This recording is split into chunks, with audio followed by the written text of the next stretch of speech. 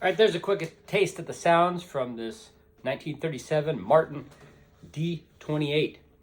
Very interesting story on this guitar. The guy I bought this from, I asked him, what's the story on this guitar? He said, well, I got it from a friend who inherited it from an uncle. And the friend, I guess, was just going to throw the guitar away because he thought, it's all beat up and worn. Again, as we'll talk about in a minute, it had a tailpiece on it and the bridge was all messed up. He thought, it's just an old piece of junk. He said, well, it's a Martin. Hey, why don't I take it from you? So he gave it to him. And then he put it for sale, and I got it from him. And yeah, I got an amazing deal on it.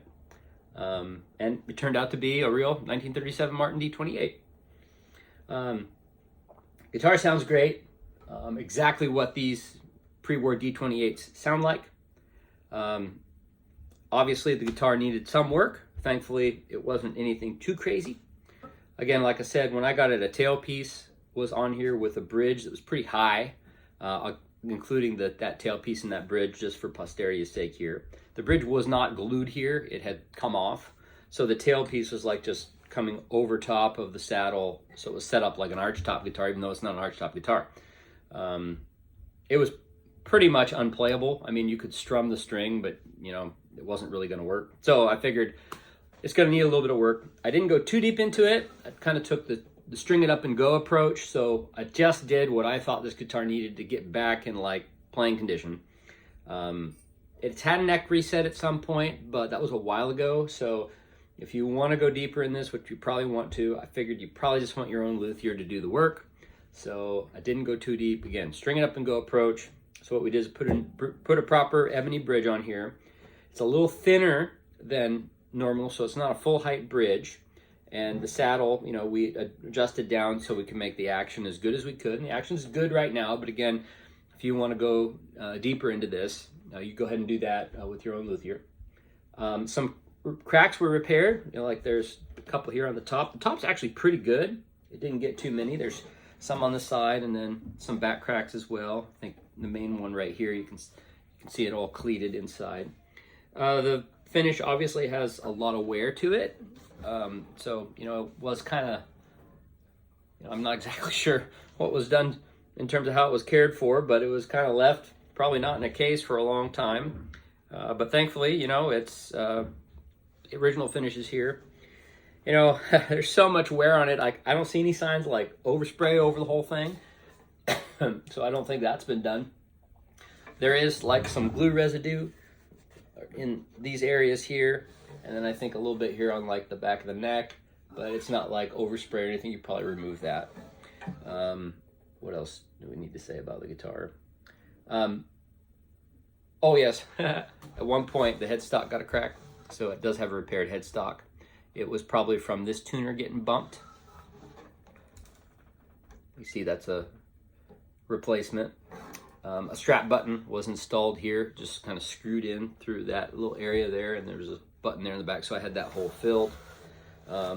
Last time the neck was reset, it looks like the very tip of the heel came off, so they re-glued that. You can kind of see that there. That does happen from time to time. Yeah, guitar's been fully refretted.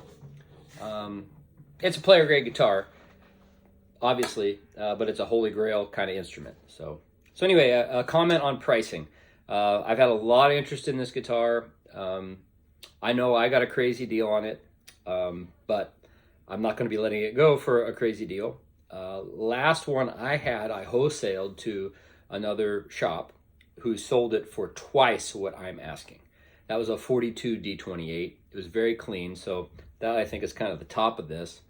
Basically, with a player grade instrument, you start at the top, cut it in about half, which is what I'm doing here. However, I'm negotiable on this. Feel free to send me an offer. You don't have to give me a long explanation as to why you think it's not my asking price and why you want to just give me that. Just tell me what you want to give me for it, and I'm going to see what offers roll in here. I'm not in a crazy hurry to sell this thing. It's a great guitar. I don't mind having here. I don't have a lot into it, obviously. Those of you who know the history on this.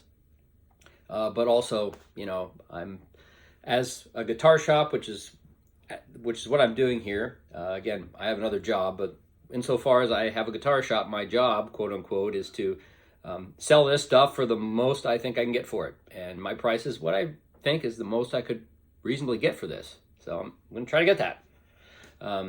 However, I want the buyers to know that, I already donate a good chunk of what I make through guitars to charity, but I am I am going to give 30% of what I make off this guitar to charity. It's going to be donated. And if you want more info on that for whatever reason, I'll tell you more about that. But I am going to donate 30% of what I make on this guitar to charity. So keep that in mind. I get all kinds of things said to me about making money, buying and selling instruments. I really don't quite understand the infatuation people have with that. But it is what it is.